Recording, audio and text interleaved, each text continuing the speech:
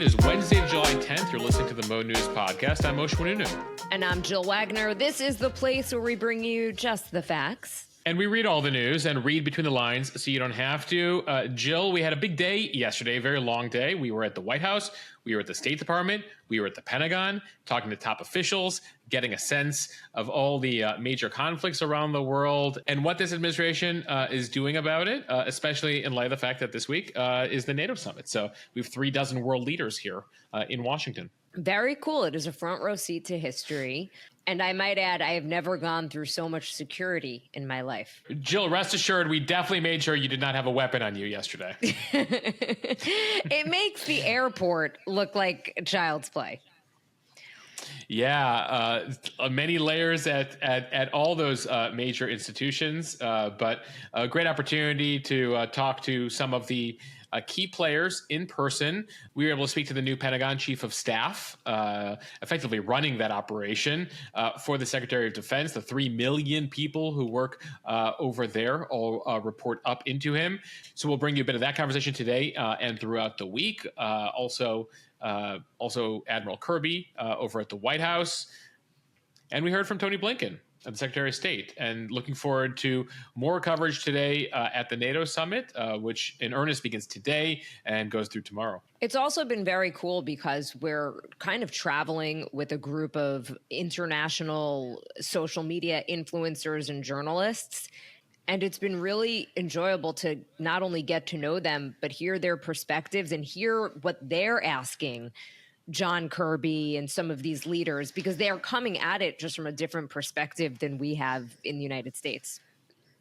Yeah, these creators from around the world and also here in the U.S., Jill, you know, between all of us, we must have tens of millions of followers on our various platforms.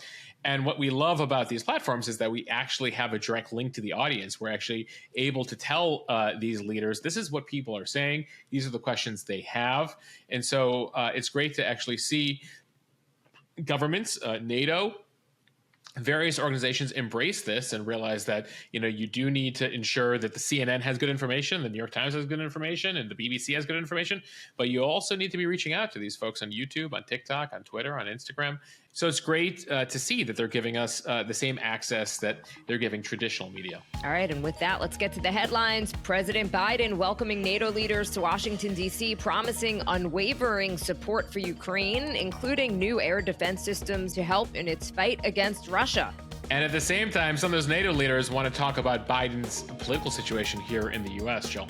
Yeah, plus mo.news sat down with the new Chief of Staff for Defense Secretary Lloyd Austin, what he had to say about the American hostages in Gaza and how the Pentagon views China.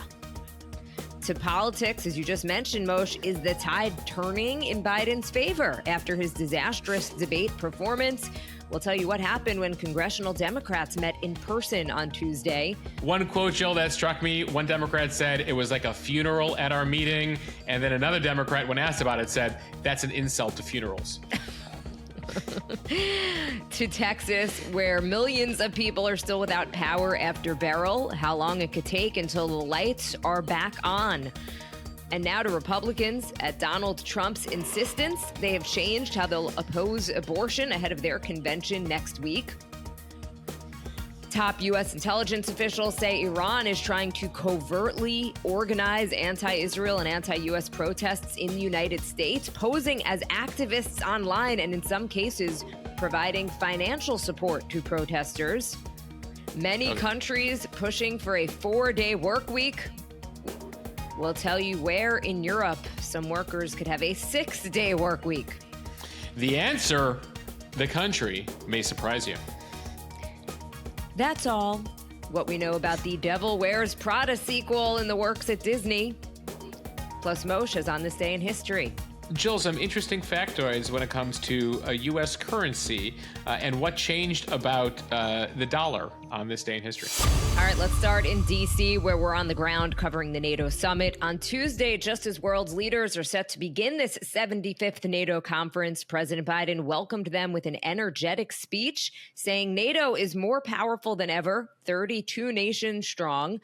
And he says it's important because this moment in history calls for our collective strength, notably helping Ukraine fend off Russia. And to that end, Biden announced that NATO countries will provide Ukraine with 5 new strategic air defense systems, including long-range defenses. Ukraine will receive hundreds of additional interceptors over the next year, helping protect Ukrainian cities against Russian missiles, Ukrainian troops facing air attacks on their front lines. Make no mistake, Russia is failing in this war. And it comes after that massive Russian missile bombardment that we mentioned on yesterday's podcast. It killed dozens of Ukrainians and struck a children's hospital in Kyiv. Biden saying more than 2 years into Putin's war of choice, there are hundreds of thousands of Russian troops dead or wounded. Young Russians, he says, are leaving the country. And 2.5 years later, he reiterates that Kyiv is still standing. Biden pointing out that most analysts, including the ones that we interviewed here on Mo.news, thought Kyiv would fall in less than a week. But Mo, still a lot of questions about what's next. What's next? How long this will take? How expensive it'll be? Those are among the questions we posed to White House National Security spokesperson John Kirby, as well as officials at the Pentagon. We asked them what they would say to Americans who are wondering about how this war will end, and why U.S. taxpayers should be willing to keep sending tens of billions of dollars over to Ukraine. The bottom line, Jill, is they said they don't know when this war is going to end, but the argument is that if you don't stop Putin in Ukraine, he will continue. And so this is much less costly as far as they're concerned than a full-on war between NATO and Russia, which is what would happen, they say, if we stop supporting Ukraine, let Russia bulldoze Ukraine, and then move on to the next countries, Poland, etc., that all fall within NATO. Given the NATO alliance, that would then bring us into war. So the argument is this is much cheaper than an all-out war, both in money and blood. I pushed back and said, are you talking to Zelensky about making compromises? And they said, listen, it's his country. He was invaded. And ultimately, it's up to him as to when he wants to begin ceasefire talks and potentially, it looks like in a compromise, have to concede parts of his country that were invaded and now occupied by Russia. A reminder that Russia occupies about 20% of Ukraine. And so there's no timing here, but they're all adamant that this is important, that they've been able to stand strong against Russia, and the alliance needs to remain strong in the years to come, that Russia's been isolated. They're off to begging for weapons from Iran, from North Korea. Their industrial system is down. They're barely surviving when it comes to their economic issues. And so, those are among the themes that we heard both at the White House and the Pentagon today. The big question I also brought up, and they were reluctant to really address it because they're national security officials, not campaign people. Like, listen,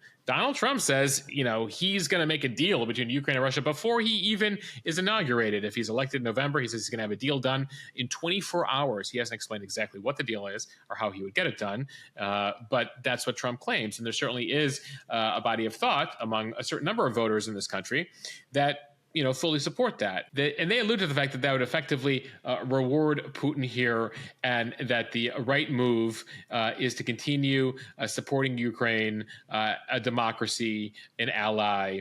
But White House officials maintain that that's not the way to go, that they have to stand strong against Russia here and continue to stand up for a fellow democracy. At the same time, Jill, we've been talking a lot about American leaders. This is the NATO summit. There are 36 leaders here. And what's interesting, there's some good reporting from Puck, and we'll have an opportunity to talk to foreign officials at the summit today. But all the chatter right now is Europeans coming to is all about our domestic political situation. European leaders mesmerized by what is happening right now, and very concerned about a return of Trump. Remember, rewind to 2016. They were all in shock that Hillary Clinton lost, and led to a very complicated relationship for 4 years between Trump and Europe. This time around, European officials, they believe right now that Biden is cooked, that they still don't like Trump, but they're getting ready for him. So they're figuring out ways that they can start to adjust their policies, anticipating a Trump presidency. a Trump victory. And we've said this before, but ultimately, Americans underestimate how much impact we have abroad and how closely foreign leaders watch every single move here in the U.S. And it appears right now, while Biden gives the speech and talks about the importance of NATO and Ukraine, the European officials are saying, well, that's all well and good, but what happens in January when it looks like Donald Trump will be president again? Moshe, you mentioned this briefly. Almost everyone we spoke to today reiterating that Ukraine will inevitably become a member of NATO, but no real timeline there. And I mentioned at the beginning of the podcast that we're traveling with members of the international media, one of whom is from Ukraine. And he asked John Kirby a question that he said came from his grandmother, who is currently living in Ukraine, and wanted to know why Ukraine can't join the bloc now. Her thinking is that it would be a major deterrent for Putin, to which Kirby pretty much said, this just isn't the time. Not only is joining NATO a process that requires a series of steps, but in reality, it's also because of Article 5 of the NATO treaty, which says that if an armed attack occurs against one or more of its member states in Europe or North America, all other members will consider it an attack against them, which means that if Ukraine were to join NATO now, NATO would essentially be at war with Russia. And Moshe, back to how we started this podcast, Biden's speech Tuesday night was as much about NATO and Ukraine as it was about convincing voters here in America and foreign leaders that at 81 years old, he is still up to the task of leading the 32-member military alliance and the United States. And it looks like, at least on that front, he definitely had more pep in his step. On the political front, Democrats had a closed-door meeting Tuesday to talk about Biden's political future. It was a 2-hour meeting. Some have described it as feeling like a funeral. Others said, though, that would be an insult to funerals. Jill, you had senators at their meeting, Democratic House members at their meeting, sharing polling data, very concerning numbers from a number of states Biden has to win, where they're like, this is disaster 4 months out. All in all, though, it seems like they offered support for Biden. There were voices that are concerned and still are concerned about him remaining at the top of the ticket, but it appears like perhaps, at least as of this moment, the tide has started to turn in his favor. Yeah, definite vibe shift here in D.C. Despite it all, it appears that the defiant Biden, I mean, it's interesting. He actually sort of took a page from Trump's book, which is go on offense, be super aggressive, and change the subject and challenge your opponents. And that's a bit of what he did in the past 72 hours and appears to have worked here, including, Jill, you now have some people who called on him to get out a couple days ago backtracking. That includes Congressman Jerry Nadler from New York. Just a couple days ago, he was telling his colleagues, it might be time for him to get out. He needs to step aside. And yet, yesterday morning, he comes out of that meeting and says, whether I have concerns or not is beside the point. He's going to be our nominee, and we all have to support him.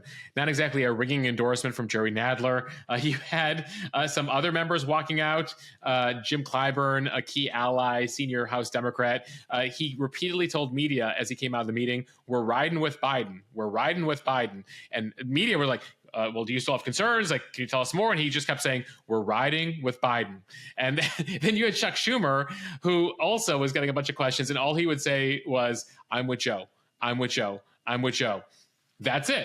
So the tide has shifted here, but it's not exactly like they're not standing up being like, he's going to be incredible. Like, this is going to be amazing. We're totally going to win. They're just, lending him support right now. So his defiance appears to have paid off here. There still is a drip drop. You still are seeing a handful of members every couple hours. I think yesterday about 2 people turned on him. So we're up to like 9 House Democrats, but not like a huge tide of support. There are people who are particularly concerned about being burned by the party, burned by Biden if he somehow pulls off a victory, looking like they're disloyal. At the same time, privately, they're still freaking out, Jill, because there's a lot of polling data they're getting that is showing a historic defeat for Joe Biden. Now, I know some of you are skeptical of polls, but I will say, if you look at some of the most reliable polling data going back several election cycles, at this juncture, Where Biden is where Gerald Ford was in 1976, where Jimmy Carter was in 1980, where George H.W. Bush was in 92, and where Trump was in 2020. What do all those guys have in common?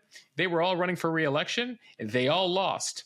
And that's where Biden's numbers are. And you had some numbers come out from the Cook Political Report over the last day. They moved 6 states in Trump's direction based on all the new data they're getting. So Arizona, Georgia, Nevada, all leaning towards Trump. New Hampshire and Minnesota, safe Democratic states, not so safe anymore for Biden. So with some of the data coming in, Democrats not willing to speak out publicly, freaking out privately. And that's where we stand here on this July 10th. Time for the speed read from CNN, an update on the recovery from Beryl. Officials now say restoring power to millions of Texans slammed by the deadly and destructive storm could take days or even weeks, posing a dangerous scenario for residents without air conditioning as triple-digit heat index temperatures hit the state. Beryl slammed into southern Texas as a Category 1 hurricane Monday, knocking out power to more than 2.5 million homes and leaving at least 8 people dead in Texas and Louisiana. More than 2.1 million people throughout Texas were still without power on Tuesday afternoon. In the coastal city of Galveston, officials there have estimated it could be as many as 2 weeks before electricity is restored. Texas utility CenterPoint Energy has borne the brunt of the outages here. Nearly 2 million customers in the dark as of Monday. The utility company does expect 1 million impacted customers to see their power restored by the end of today. That still leaves another million that need their power restored. They are looking into mobile generation units to provide temporary power for places like cooling centers, healthcare facilities, police and fire stations, senior centers. So clearly getting ready here for what could be a prolonged outage, especially in light of the fact that the heat index in Houston surpassed 100 degrees.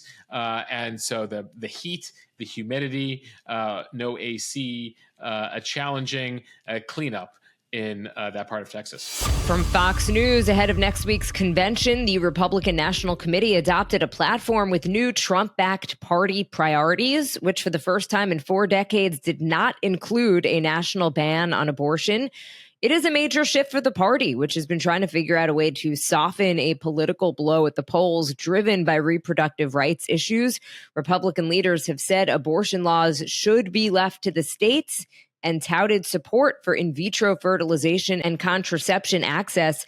Abortion is one of the most contentious and vulnerable issues for Republicans this election cycle. They have suffered a string of losses at the ballot box since the U.S. Supreme Court overturned Roe v. Wade 2 years ago. Yeah, this has been a big thing for Trump. You know, in conservative audiences, he takes credit for turning over abortion by appointing those 3 Supreme Court justices. But then in other audiences, he's not super aggressive on the abortion front. So he's been telling his party, like, listen, we overturned Roe v. Wade. It went back to the states. That's it. I'm not signing a federal abortion ban. And so they've taken it out of the official platform. Now, the official platform is a document, Jill, that typically is dozens and dozens and dozens of pages, sometimes 100 pages long. It lists the priorities of the party, not always executed by a president, but still lists the priorities. Trump has taken that document down to 20 pages, a lot of bullet points, a lot of all caps words. He literally rewrote parts of it himself, according to advisors. And so the key part here that's existed for a while about a federal abortion ban has been taken out. At the same time, the text still says that states are free to pass laws protecting the rights granted in the 14th Amendment, which hardcore conservatives view as a way to ban abortion. So not totally out, but explicitly out. Social conservatives very upset about this. Actually, his former VP, Mike Pence, among those who are like, this is outrageous. We should be calling for a federal abortion ban here. So they released a minority report saying that this should be back in. Jill, before we leave the Republican convention, which starts on Monday, someone you will not see speaking there, Nikki Haley. She has not been invited to the Republican convention after running for the nomination. She is still releasing all 97 of the delegates that she earned in votes throughout the states, encouraging them to support Trump. A spokesperson for Nikki Haley says she's not invited. She's fine with that. Trump deserves the convention that he wants. From CNN, a top U.S. intelligence official said this week that Iran is attempting to covertly stoke protests in the United States related to the conflict in Gaza. U.S. Director of National Intelligence Avril Haines saying in a statement that the Iranian government is posing as activists online and in some cases providing financial support to protesters. She says, "I want to be clear. I know Americans who participate in protests are in good faith expressing their views on the conflict in Gaza. This intelligence does not indicate otherwise." She went on that Americans who are being targeted by this Iranian campaign may not be aware that they are interacting with or receiving support from a foreign government. Jill, this would explain some of the protests that we've seen, the waving of Hezbollah flags, the burning of American flags at some protests. As we've said, we've seen a mix of it. And in some cases, you see praising of the Ayatollah. And so this would make sense. This comes out from, as you mentioned, Avril Haines. The U.S. Director of National Intelligence is the director of all intelligence above all the intel agencies. So there's nearly 24 of them across the U.S. government, including the CIA. Avril sits above all of them. And what they're saying here is that Iran is becoming increasingly aggressive in their foreign influence efforts. They are looking to take advantage of these ongoing protests regarding the war in Gaza. You've heard the same warning from British intelligence. They're seeing indications the Iranians have infiltrated the protests there as well. There's an intel assessment that was released in December that reported that Iran tried the same thing in the 2022 midterms. Tehran here trying to undermine confidence in U.S. democratic institutions, trying to divide Americans, win support for the clerics in Iran. And so you've seen operatives who are working for the Iranian government also prepared fake AI-generated content as part of the campaign here. Jill, this all comes as we also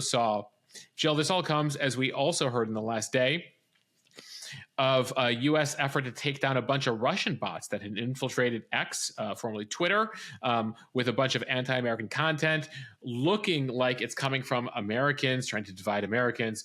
So your latest warning today, who you may be talking to on the internet, or protests you may be seeing organized, may not be real people. And most certainly in this case, based on this intel, may not even be Americans. While many countries, including the United States, have seen a push to go to 4-day work weeks, the opposite in Greece, at least in a couple of industries. From CNBC, the Greek government is defending its new 6-day work week policy, saying it is an exceptional measure that would only be applied in specific circumstances.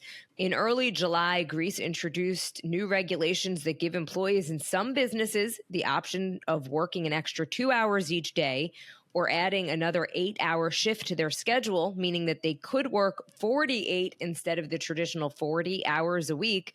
The only type of businesses that fall under that regulation are those that operate 24 hours a day, between 5 to 7 days a week, with rotating shifts. Outrage about the policy spread on social media as the regulation was met with backlash from labor unions and political observers criticizing the move. Yeah, so the issue they're facing in Greece right now, the prime minister there, Mitsotakis, he's a pro-business guy, and he says they have a shrinking population, not enough people being born, and a shortage of skilled workers. So they have to do something. Now, at the same time, it's unclear whether this will be implemented. The policy package containing the bill was announced last September. Thousands have protested. The government says this is only limited to certain industries here. But interesting data from the Organization of Economic Cooperation and Development shows that on average, workers in Greece already have been working longer hours than those in the UK, across the EU, and even here in the US, where we know we take very little vacation and are overworked. Greek employees on average work 300 hours more a year than the EU-wide average, which sort of cuts against the stereotype you sometimes hear about Greece, but it appears they're already working more than most of their neighbors, and potentially could be working even more. And finally, from Deadline, a sequel to an iconic film is reportedly on the way. Meryl Streep may return as the iconic Miranda Priestley in a sequel to The Devil Wears Prada. The writer of the original film has been tapped to script a sequel. It's said to be in development at Disney. The original Devil Wears Prada starred Anne Hathaway, Streep, and Emily Blunt. It was nominated for 2 Oscars. It grossed over $326 million worldwide. It debuted in 2006. The new film is said to see Priestley at the end of her career, with the publishing industry in decline. Oh, Jill, they're going to have TikTokers, Instagrammers, if they're really going to depict the state of the media, celebrity journalism, etc. It does provide for an interesting opportunity, even though we know that many sequels don't live up to the first film. At the same time, so who's going to be in, who's going to be out? It's still pretty early here, but some of the reporting from Puck and some other outlets are saying that Meryl Streep allegedly back in. Emily Blunt, who played one of the assistants, is also said to have signed on to the film or agreed to work on the film. Anne Hathaway, though, has expressed skepticism as recently as a few months ago in an interview that a continuation of the story was ever going to happen. Now, whether that means she's in or she's out is unclear. The original film's producer will be back. The director is in talks to return. This, of course, was based on a book back in 2003, a novel believed to be based on Anna Wintour of Vogue. Again, peak publishing back then, death of publishing today. And Jill, to quote the KT Tunstall song from the film, "Suddenly I see, this is what I want to be." Jill, people, that was a terrible rendition. People on the internets, on Instagram, the comments were exploding. People resharing this, very excited about the prospect of another Devil Wears Prada. I wasn't expecting you to sing that song. I was expecting maybe one Suddenly of the quotes. I see. Yeah. You could have gone with "Everybody Wants to Be Us." That's one of the well-known ones. "All right, everyone, gird your loins." Tons of just classic lines from that movie. I'm going to work on my KT Tunstall until the sequel comes out. All right. With that, now time for On This Day in History. On this day in 1929, American paper currency was reduced in size as the government began issuing bills that were 25% smaller. So it turns out our bills were much larger more than 100 years ago. They had artistically created themes, designed historical events depicted on them. Really, the currency was some really nicely done work. In fact, some of those old bills, from more than 100 years ago, highly sought after, and highly valuable as collectors are still looking for them. All right, on this day in 1962, the first satellite to transmit a live TV signal and telephone conversations across the Atlantic was launched on this day 62 years ago, inaugurating a new age in electronic communications. On this day in 1991, Russian politician Boris Yeltsin was sworn in as the country's first elected president, what we thought was a new democratic era. Didn't last very long. Boris Yeltsin had a lot of issues, including being a drunk, very corrupt. A man named Vladimir Putin would take over less than 10 years later. He is still in charge. He's returned the country to an authoritarian government. All right, a bit of music history before we end here. On this day in 1965, British rock band Rolling Stones topped the charts for the first time with "I Can't Get No Satisfaction." And 43 years ago today, Rick James released his first hit single, "Super Freak." And Jill, I will take a point of personal privilege here. On this day in history, 2021, 3 years ago, I married the love of my life, Alex. I'm the luckiest man in the world. I love you, Alex, and Olivia so much, and I can't wait to celebrate when I'm back in New York later this week. So thank you for making me the happiest man in the world. Aw, a happy anniversary, Motion Alex. That's so sweet. And we wouldn't be doing this podcast. Mo.news wouldn't exist without her, Jill. She was the one who encouraged me to keep this going after I did it for a couple months in 2020 and was like, that was fun. Time to find another job. She's like, no, this is a thing, Mosh. You need to make this happen. And so I appreciate her support, and I appreciate her patience through it all these past few years. Absolutely. And she gave you Olivia, the best gift The of all. most important gift of all. All right. Before we get too sappy here on the podcast, thank you for listening. Thank you for listening to the Mo News podcast. If you like what you hear, please share this with your friends. It will help us grow. Follow us, subscribe so you don't miss an episode, and review us in the App Store. Thanks, everyone. We'll see you back here tomorrow. Okay. Bye.